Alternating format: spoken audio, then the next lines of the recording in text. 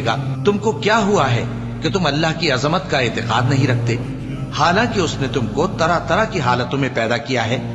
کیا تم نے نہیں دیکھا کہ اللہ نے 7 آسمان کیسے اوپر تلے بنائے ہیں، اور چاند کو ان میں روشن بنایا ہے، اور سورج کو چراغ بنا دیا ہے؟ اور اللہ ہی نے تم کو زمین سے ایک خاص طرح سے پیدا کیا ہے، پھر اسی میں تمہیں وہ لوٹا دے گا اور اسی سے تم کو نکال کھڑا کرے گا۔ اور اللہ ہی نے زمین کو تمہارے لیے فرش بنایا تاکہ اس کے بڑے بڑے کشادہ رستوں میں چلو پھرو۔ آخر میں نوح نے عرض کی کہ میرے پروردگار، یہ لوگ میرے کہنے پر نہیں چلے اور ایسوں کے تابع ہوئے ہیں جن کو ان کے مال اور اولاد نے نقصان کے سوا کچھ فائدہ نہ دیا،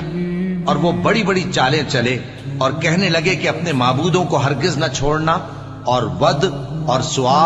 اور یغوث اور یعوق اور نصر کو کبھی نہ چھوڑنا، اور اے پروردگار انہوں نے بہت لوگوں کو گمراہ